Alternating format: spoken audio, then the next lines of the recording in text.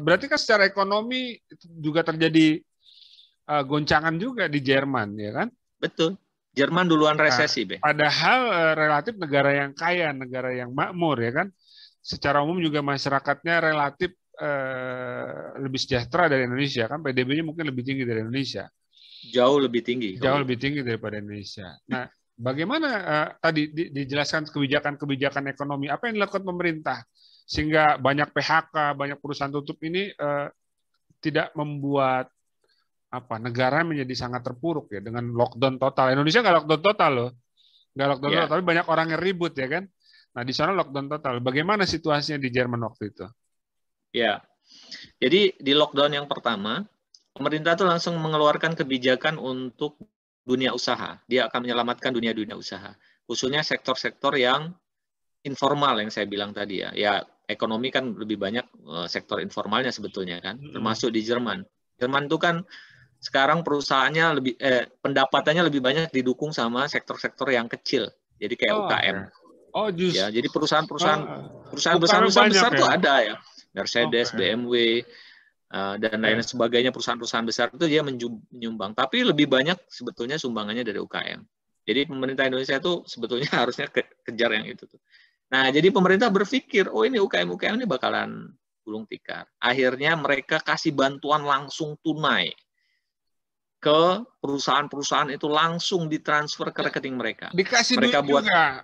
Dikasih duit tunai, cash, Beh. Jadi mereka buatkan platform di internet, mereka harus mendaftar. Itulah kenapa saya bilang gini, Beh. Pertama, database-nya lengkap. Jadi tinggal, baik sistem kependudukan, verifikasinya gampang, Beh. Jadi tinggal distribusi ya, nggak ada masalah data kan, nggak bisa diakal-akalin juga. Nggak bisa diakal-akalin. Sehingga sekarang bantuan itu tepat sasaran. Langsung ke yang bersangkutan. Iya, nggak bisa jadi nggak akan pernah kesulitan dia. Nggak dikorupsi, dipotong-potong juga karena jelas siapa yang berhak menerima, ya berapa jumlahnya dan seterusnya sudah langsung bisa dicatat ya, sudah bisa disimpulkan gitu ya.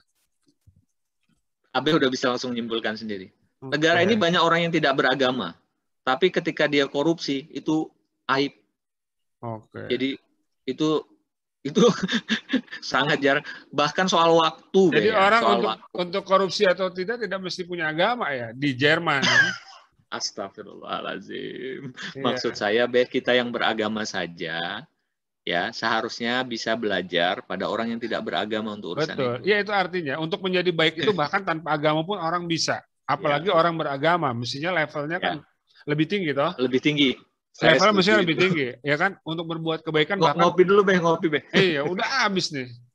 Bahkan orang yang tidak punya agama pun dia bisa berbuat baik karena kebaikan itu kan memang ada nilai universalnya kan sebenarnya. Nah, apalagi ketika kita punya agama, punya iman, punya tauhid, mestinya kan levelnya menjadi lebih baik kan gitu. Betul, Masya Allah. Nah itu enggak, ini di Jerman tadi kan Ucol duluan yang mulai ya. Nah, jadi terus tadi di sektor usaha, bagaimana dengan rumah tangga kan yang kepala keluarganya yang di PHK, yang menganggur, apa yang dilakukan pemerintah untuk membantu orang-orang itu? Kalau untuk orang yang sudah di PHK, ya kita di Jerman ini karena tadi pertama sistem pendataannya, makanya saya balik lagi ke sana, Be. Orang kerja itu pendataannya jelas. Dan kita bayar pajaknya tuh besar. Ya, kalau kita tinggal sendiri, pajaknya sekitar berapa ya? 30% kalau nggak salah. Besar, Be, dari penghasilan kita. Kalau kita berkeluarga, pajaknya lebih kecil lagi. Kita punya anak satu, lebih kecil lagi. Terus menerus begitu. Jadi semakin banyak anak, kita pajaknya semakin kecil. Ketika dia di PHK, Be, kita bisa meng-apply namanya, secara normal nih ya, ada atau tidak ada pandemi, kita bisa meng-apply namanya Arbeitgeldlos. Jadi uang yang diberikan kepada orang yang sudah bekerja sekian tahun, ya, sebagai pengembalian dari pajak yang pernah dia bayarkan. Jadi dalam satu kurun waktu tertentu, sekitar 1 tahun, kita akan dapatkan uang kita, ya dari pajak yang pernah kita bayarkan. Jadi sekitar 50% dari gaji normal kita untuk jangka waktu sekitar 1 tahun kalau tidak salah, ya 1 tahun, dan itu bisa diperpanjang untuk yang skema kedua. Jadi kita akan dapatkan uang bulanan. Itu tanpa COVID saja, Be. Termasuk apalagi dalam situasi pandemi ini. Apalagi dalam COVID. Nah, dalam situasi pandemi ada lagi paket kebijakan untuk keluarga. Ada Karena kan tambahannya lagi. ada tambahan. Jadi mereka itu sangat concern dengan daya beli kan. Karena daya beli itu yang kemudian memicu ekonomi kan. Jadi tetap bisa sama belanja mereka. mereka. Jadi biar orang tuh dipaksa untuk berbelanja pada sektor-sektor yang memang menggerakkan ekonomi, sehingga kemudian perusahaan-perusahaan yang misalkanlah garmen, pakaian atau makanan terus terus hidup dari konsumsi dari penduduk, mereka kasih uang ke satu kali pernah diberi pada saat lockdown yang pertama itu masing-masing kalau kita punya anak per anak itu 300 euro. Jadi kalau kita punya anak kayak saya 3 ya lumayan tuh saya dapatnya tuh. Untuk bisa kita belanjakan untuk kebutuhan kita. Satu bulan beasiswa saya Be itu. Lumayan pulang bisa beli mobil baru kan? Bisa beli rumah baru jangan-jangan. Masya Allah Be, pandemi Be itu Be. Patut disyukuri kita masih tidak kelaparan. Karena masih banyak yang merasakan mungkin lebih susah dari kita. Layanan kesehatan bagaimana di sana dalam situasi pandemi? Apakah sempat pontang-panting juga seperti halnya di Indonesia hari ini? Kalau kita bandingkan dengan Indonesia tentu saja mungkin nggak bisa kita bandingkan ya, Be. Artinya kita tidak pernah mengalami situasi seperti Indonesia. Suasananya bagaimana ketika pandemi sedang buruk-buruknya? Suasana layanan kesehatan bagaimana di sana? Kalau yang on the spot di rumah sakit kan saya nggak begitu paham ya. Tapi kalau hari-hari seputaran kita, biasa saja. Kita sering mendengar, hari-hari kita sering mendengar tuh ambulan lewat. Itu biasa. Jadi di sini kan orang-orang tua itu tinggal sendiri, Be. Anak-anak di atas umur 18 tahun sudah bisa menentukan apakah kemudian dia mau tinggal sendiri atau dengan orang tua. Jadi orang tua itu kalau sakit dia akan telepon ambulan. Jadi ambulan tuh bolak-balik jemputin orang tua, meriksa segala macam itu udah hal yang biasa. Dan pasti datang. Ketika pandemi nggak perlu berdebat, nggak perlu adu argumen macam-macam untuk menjelaskan ke pihak ambulan ya. Ambulan tuh mungkin hanya 5 menit baik kita telepon dia datang, dimanapun itu. Jadi kita telepon bahkan masih banyak orang yang kalau butuh untuk nomor ambulannya pun dia nggak punya.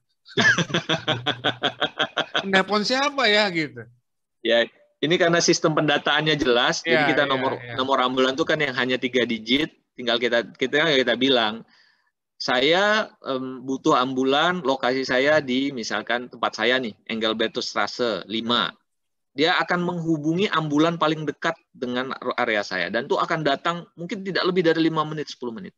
Karena dia tahu tingkat tingkat pentingnya responsif itu, waktu itu, time kedatangan itu penting banget tuh. Jadi itu ambulan tuh selalu standby. Ya, jadi di banyak jauh ya. Kalau saya berapa kali juga mengalami ada orang yang butuh bantuan ya, teman, keluarga untuk mendapatkan ambulan itu harus melalui jalan yang berliku dan kadang-kadang harus pakai power tertentu hanya untuk mendapatkan layanan ambulan. Dan kalaupun akhirnya dapat, konsekuensinya adalah delay. Jadi waktunya menjadi sangat lama gitu. Karena harus ke sini nelpon orang ini, nelpon pejabat ini dan seterusnya gitu. Ya di sana cukup 5 menit siapapun warga negara nelpon, ambulan datang. Ambulan datang. Itu nomor 1, first priority. Pertanyaan dia tentang asuransi dan lain-lain itu nanti setelah penanganan. Apalagi kalau saatnya itu kritis. Nggak ada dibentak-bentak dulu. Nggak ada, Be. Bahkan kalau ambulan lewat, misal, saya pernah melihat kejadian sendiri. Kami punya tram. Ya, tram itu kan kereta api yang lewat jalan kota. Jadi dia tentu saja kadang bersilangan dengan jalan-jalan mobil kan. Nah, di situ ada orang yang ibu-ibu terjatuh di satu stasiun kecil. Tuh ambulan tuh jalan masuk ke dalam stasiun di rel kereta api itu berhenti di situ. Jadi kereta api itu harus stop. Dan itu kalau dia butuh waktu 1 jam dia akan kerja di situ, tidak akan ada orang yang mengganggu. Jadi dia tidak, ketika kemudian treatment pertama ketika ngelihat orang jatuh itu, dia kan nggak langsung buru-buru angkat kan, karena dia mengerti prosedurnya, dia tanya dulu kenapa. Nah itu soal sistem aja ya, semata-mata soal sistem atau memang juga perilaku, pola pikir, habit dari masyarakat di Jerman juga yang menentukan itu. Ya, pertama mungkin SOP-nya seperti itu, Be. Oke. Ya kan? Tapi kan SOP Penanganan bisa dibuat, kita juga bisa bikin SOP yang seperti itu kan bisa kita. SOP kan pasti bagus-bagus. Yang membedakan apa? Pelaksanaannya kenapa di sana demikian, cerita Ucol tadi kan luar biasa hebat gitu ya. mereka Apa? nggak mau korupsi SOP, Be. Oh. Itu prosedur, Be. Nah, Bahkan soal waktu ya, Be. Ini saya cerita hal yang sangat sepele. Soal waktu itu mereka tuh concern luar biasa soal waktu. okay. Jadi saya punya kawan akrab misalkan ya. Kawan saya akrab orang Jerman di kampus. Udah akrab banget lah, wah kayak Abeh nih ngopi-ngopi, ketawa-ketawa gitu. Terus satu waktu saya janjian, kita ketemu yuk di stasiun. Jam berapa? Jam 10. Kita ketemu di stasiun jam 10. Saya terlambat 5 menit, dia marah sama saya. Pantas saya tadi dimarahin telat Zoom tadi ya. Saya orang Indonesia, Be. Bukan orang Jerman. Saya orang Indonesia, Be. Saya orang Indonesia, Be. Bukan orang Jerman, Be. Tadi ada masalah di listrik soalnya. Saya nggak marah, Be. Iya, jadi demikian. Itu saya cerita. Jadi soal disiplin itu, ya, udah menjadi. Soal disiplin. Itu luar biasa. Saya nggak yakin bahwa hanya semata-mata soal SOP ya. Karena SOP itu kan kita bisa adopsi dari manapun yang terbaik ya. Sehingga kita bisa bikin SOP yang sangat bagus. Tapi kan persoalannya bukan yang ada di buku, bukan ada di manual book, tapi bagaimana bisa melaksanakan SOP sebaik manual booknya. Dan problem kita di Indonesia kan itu sebenarnya, bagaimana bisa mengimplementasikan apa yang ada di SOP itu ke dalam aktivitas sehari-hari sebaik di SOP-nya. Itu problem di Indonesia dan saya nggak tahu kenapa gitu. Seringkali apa yang bagus di SOP pada pelaksanaannya ternyata kacau balau misalnya. Nah, Jerman ternyata kan tidak seperti itu. Iya. Okay. Pertama karena persoalan itu ya, Bea, karena persoalan memang sifat dan sikap dari orang Jerman yang seperti itu. Yang kedua adalah tentu saja mereka menutup celah kemungkinan terjadinya pelanggaran SOP, pasti. Berarti hukum namanya manusia kan kecenderungan. Berarti penegakan hukum juga penting ya? Ya, jadi hukum, bagi mereka ketika ada pelanggaran SOP untuk hal-hal yang kecil seperti itu tuh pembahasannya lama, Be. Oke. Jadi orang yang kemudian melakukan pelanggaran itu, misalkan harusnya dia orang yang tadinya dia tolong itu harusnya dia periksa dulu detak jantungnya. Dia tidak periksa itu, misalkan itu. Wah, itu dia bisa dipanggil dengan supervisornya atau pimpinan langsung dari satu perusahaannya. Walaupun itu mungkin bukan sengaja ya, lalai saja sengaja karena emergensi, Be, misalkan kan dia harus cepat nih misalkan ya, karena dia udah kelihatan susah bernapas, dia harus butuh oksigen, harus dibawa. Tapi ada SOP-nya bahwa kamu harus periksa ini dulu. Nggak boleh. Itu bisa disidang. Dia lupa. Itu bisa disidang dan itu bagi dia, bagi orang Jerman tuh sesuatu itu memalukan. Jadi aib. Iya, memalukan itu. Jadi alih-alih sengaja, bahkan yang lalai pun itu bisa menjadi satu aib buat dia. Betul, itu menjadi memalukan. Makanya ketika sebuah SOP itu disusun, ya kita harus ikut itu prosedurnya. Oke. Mungkin itu bentuk dari PIL-nya orang Jerman ya. Kalau dia ngomong PIL Pesenggiri ya. PIL Pesenggiri. Itu saya hafal itu. Siri kalau di orang Makassar ya. Mungkin itu bentuknya ya. Pride-nya orang Jerman ya. Pride. Betul PIL-nya. Oke. Nah, layanan kesehatan sudah. Lalu bagaimana tadi pertanyaan? Bagaimana orang-orang Indonesia yang tinggal di Jerman bertahan dalam situasi pandemi, termasuk student-student seperti Uri ini? Kalau saya alhamdulillah karena saya beasiswa ya, Be. Jadi secara keuangan saya relatif tidak begitu bermasalah. Ya tentu saja kawan-kawan saya yang lain kan ada yang hidup dengan harus bekerja di sini karena memang dia hanya berharap bantuan dari orang tua. Mungkin dia tidak ingin memberatkan orang tua, kemudian dia bekerja di sini. Bekerja di sini itu bukan perbuatan yang hina ya, Be. kita yang namanya kerja di restoran, di McD, jadi tukang cuci, tukang bersih-bersih, itu sesuatu yang biasa dan umum. Jadi anak-anak level-level SMA, ya itu kemudian part time-nya adalah ngambil kerja. Itu sudah Saya biasa. juga kalau nyuci piring di Jerman saya nggak malu. Nggak ada yang kenal. Nggak ada yang kenal. Kalau nyuci piring di Bandar Lampung, wah, juga nyuci piring, wah heboh satu Di Bandar sini, Lampung. di sini orang kan nggak tahu, Be. Di sini tuh cuci piringnya pakai mesin. Iya. Kan nggak pernah cuci piring begini, Be. Iya.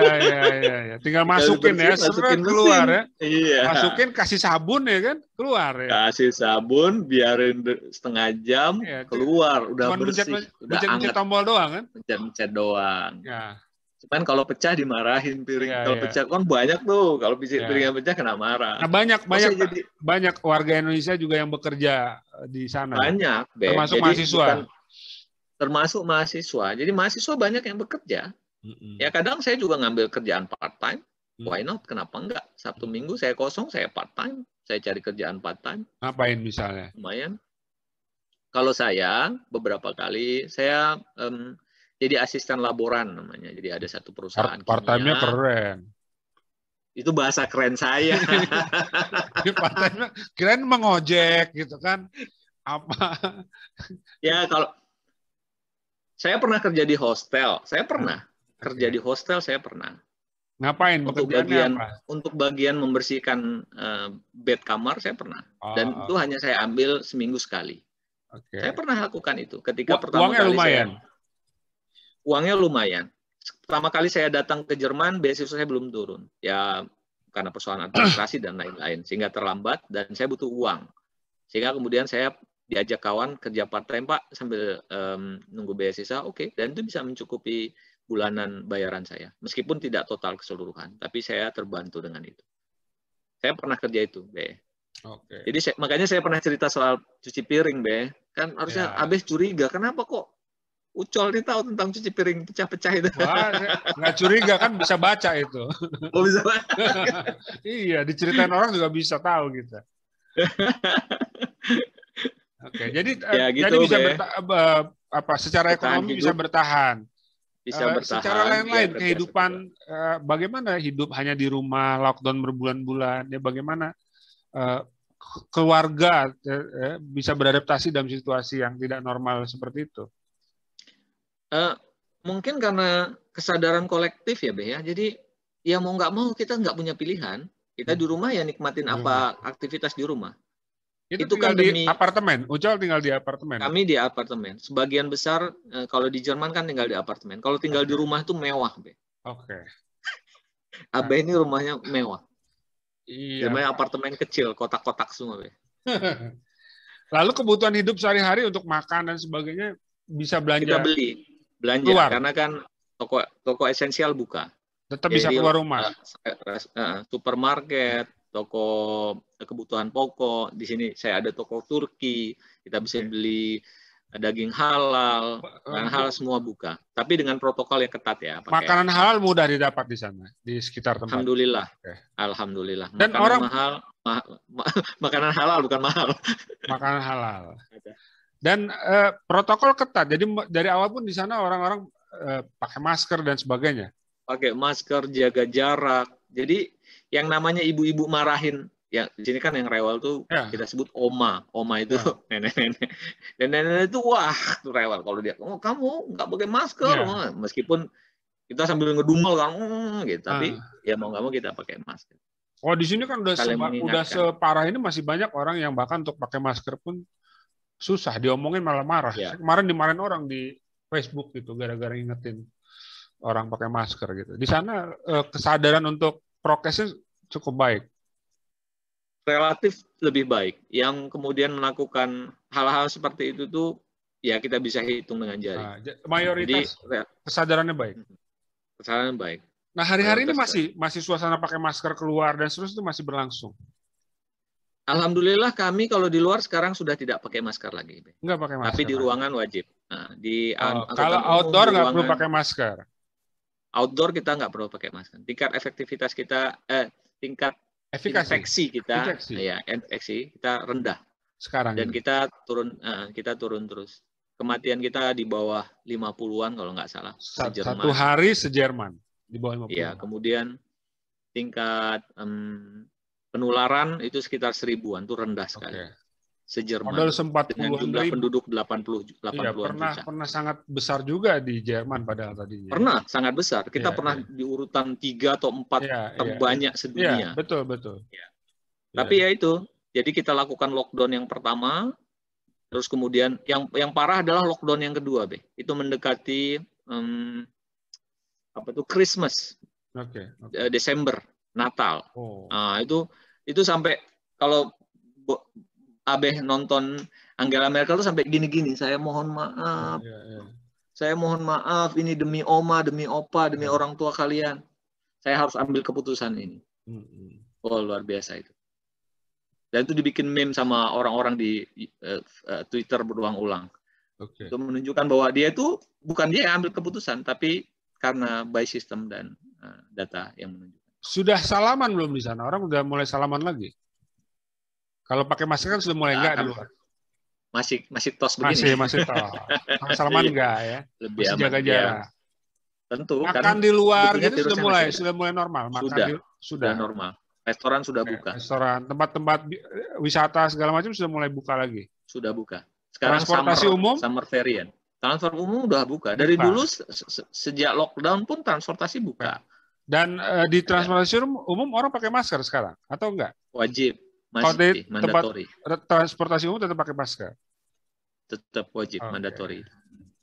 Oke. Nah, vaksin juga sudah hampir setengah saya lihat, saya baca ya. Ya. Vaksin hampir 50%. Dan tidak ada yang dari negara sana itu, Be. Produksi sendiri semua ya. Kami vaksinnya adalah Pfizer-BioNTech, karena BioNTech punya Jerman kerja sama Amerika, kemudian Moderna, kemudian yang available, jadi kemudian yang dari Inggris itu ada Johnson & Johnson sama AstraZeneca. Dan kita bisa pilih. Kita bisa pilih. Itu maksudnya yang mau dapat itu bisa milih. Yang mau dapat kita mau. Karena ada pilihan ya. Pilihan dan sekarang availability-nya, ketersediaannya tuh banyak sekarang. Dan itu gratis. Gratis. Oke. Free of charge. Kalau mau vaksin kemana? Kemana orang mau dapat vaksin? Vaksin pemerintah itu bikin pengumuman berulang-ulang. Dia sediakan tempat vaksin sentrum, pusat vaksin di kota. Dia persilahkan kok. Kan kita kalau ke satu dokter, kita punya dokter keluarga, namanya dokter rumah. Kita bisa menghubungi dokter, nanti dokter yang vaksin. Terus dia siapkan platform, ya, ada platform, ada link, ya, Dokter Lip namanya, salah satunya, ya.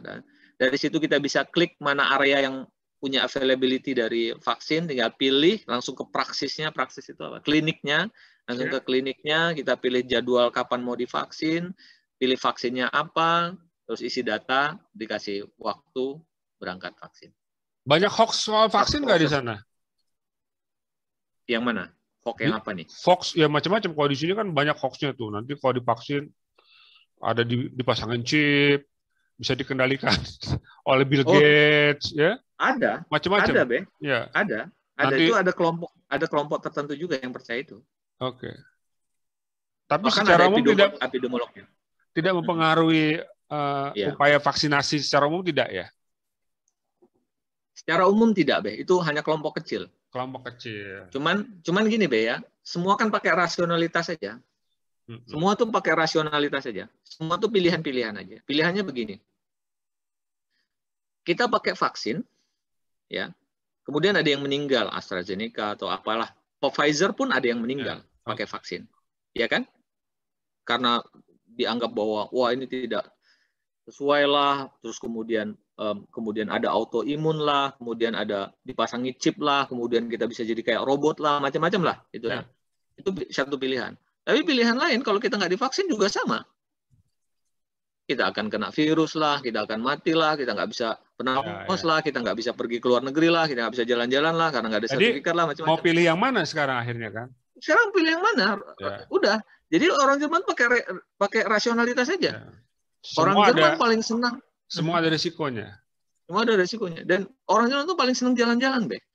Yang namanya libur itu paling senang untuk mereka jalan-jalan. Ya. Nah, kalau dia nggak bisa jalan-jalan hanya gara-gara nggak ada sertifikat vaksin, apa yang terjadi coba? Jadi di sana pun sekarang mengharuskan syarat sudah divaksin untuk bisa bepergian? Enggak. Mengharuskan tidak, tapi kan ketika kemudian kita pergi misalkan ke negara lain.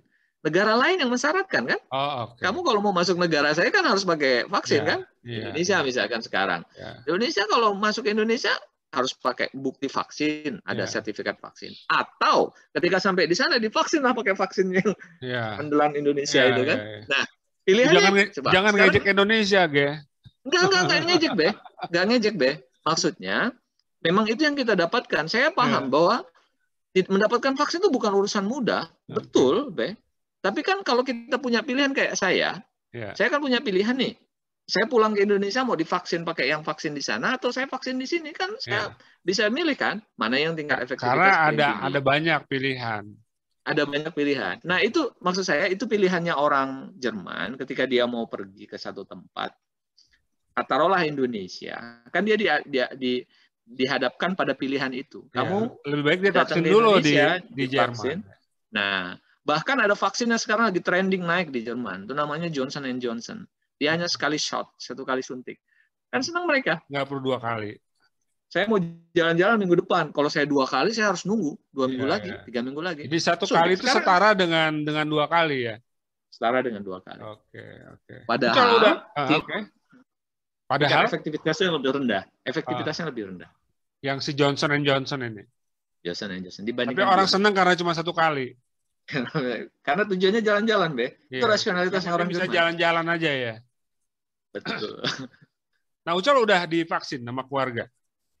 Saya vaksin yang ke-1. Vaksin Tinggal nunggu yang kedua. minggu depan hari Senin. Pakai apa itu? Saya pakai BioNTech. BioNTech. BioNTech. Itu punya Jerman ya? Punya Jerman. Punya Jerman. Kerjasama sama Amerika. Pfizer. Oke. Sekarang juga berarti sudah pada nonton bola ya? Liga kegiatan olahraga juga sudah bergulir ya? Kegiatan olahraga kalau Bundesliga belum, Be. Belum. Kita ya? masih break. Semua kan break Eropa sekarang. Ya, karena kemarin habis Piala Eropa juga ya, masih. Habis Piala Eropa dan masih ini kan, masih apa itu? Olimpik kan? Olimpiade kan di Tokyo kan? Ya. Nah, saya sedikit-sedikit nonton tuh. Tapi secara umum artinya kegiatan berkumpulnya orang di tempat fasilitas olahraga sudah boleh ya? Sudah boleh. Kami main futsal sekarang sudah boleh di luar. Sudah boleh. Dulu tadinya sudah dibuka ya. Betul. Oke. Baik, udah lama banget nih kita ngobrol nih. Ucol nggak kerasa ya. Tadi padahal berapa jam deh? Udah sejam lewat kayaknya. Setengah jam udah lah. Apa beda waktu di Jerman sama Indonesia ya? Sini masih pagi aja soalnya, Be. Ya. 10. Nah, kita harus sudahi juga ini obrolan Ucol ya. Masih kangen ini. Nah, dari sepanjang obrolan kita, khususnya yang bagian terakhir soal pandemi ya, apa yang bisa diintisarikan, disimpulkan oleh Uri ini, yang membedakan penanganan atau situasi pandemi di Jerman dengan di negara kita di Indonesia ya. Meskipun Jerman juga mengalami situasi yang buruk, tapi sekarang perlahan ya, namun pasti dia melandai ya. Bahkan sekarang tadi diceritakan orang sudah semakin bebas. Mungkin ini bisa menjadi insight juga buat kita yang penonton podcast ini ya, untuk meniru atau mengadopsi hal-hal baik yang dilakukan di Jerman ya. Apa intisarinya kira-kira apa? Iya, sebenarnya kan memang kita nggak bisa, sekali lagi ya, kita nggak bisa bandingkan apple to apple antara Indonesia sama Jerman. Pertama, dari segi ekonomi memang Jerman kan reserve uangnya banyak ya, cadangan uangnya banyak.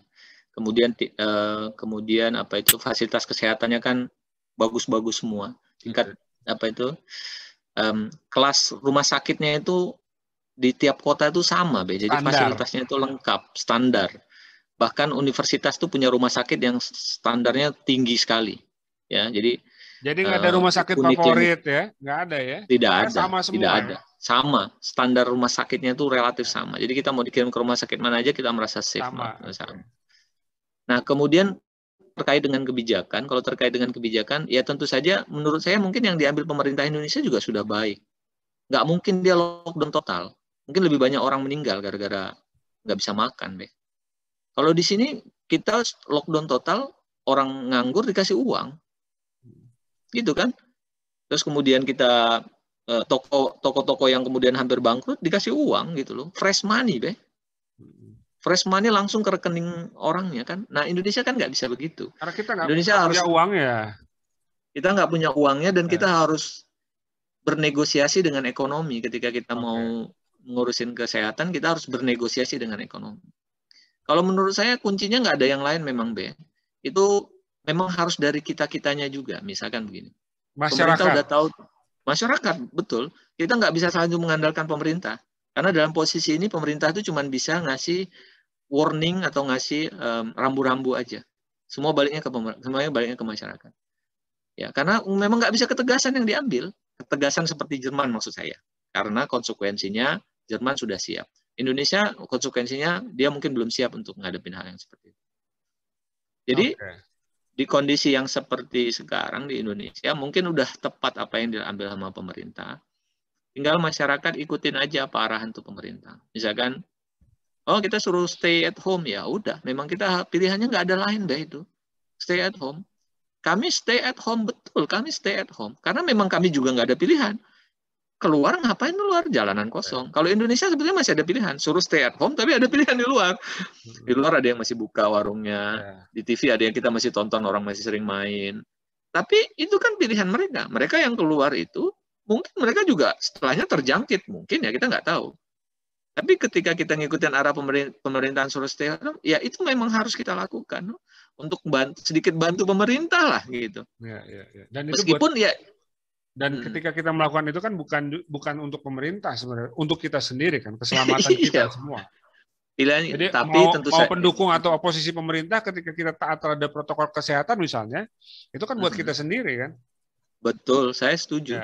Semua balik itu. Kita pakai rasionalitas aja. Semua pakai rasionalitas. Cuman kan memang betul kita nggak bisa nutup kemungkinan begini misalkan. Di sektor informal yang kecil kan kasihan. Orang buka gerobak bakso misalkan. Kan kasihan, dia nggak buka di rumah. Dia harus buka di jalan. Nah, yang seperti itu memang juga kita nggak bisa tutup mata. Kalau kemudian dia akhirnya terpaksa harus buka. Cuman, makanya memang ya kita tidak bisa lockdown total. Tidak bisa ya, total. Betul. Ya, jadi kalau dia toh memang mau buka, ya terpaksa dia harus buka.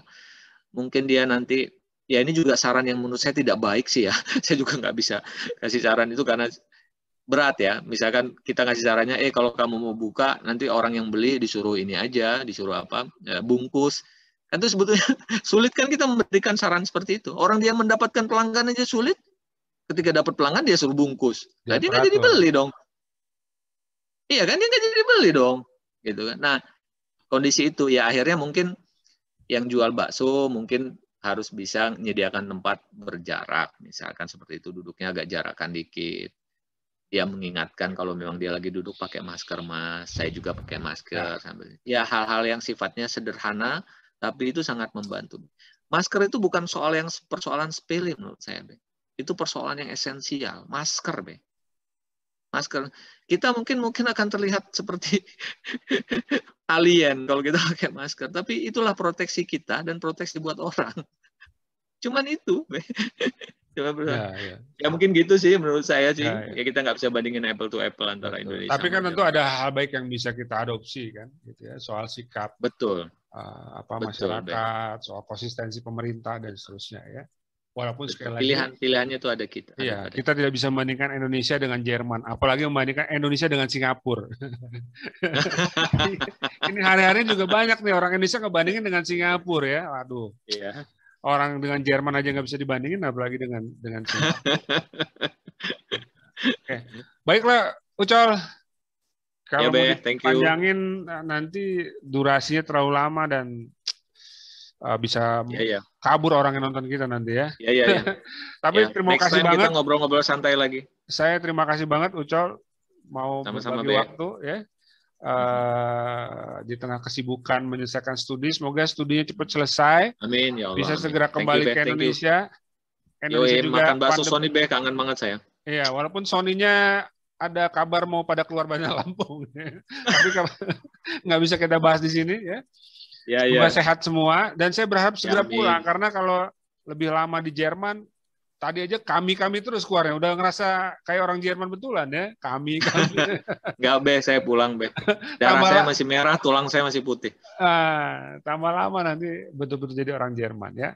Oke, Ucal, salam hangat untuk keluarga. Sampai ketemu di Indonesia dalam waktu yang lebih baik. Semoga kita semua sehat. Terima kasih. Amin. Assalamualaikum warahmatullahi wabarakatuh. Assalamualaikum warahmatullahi wabarakatuh.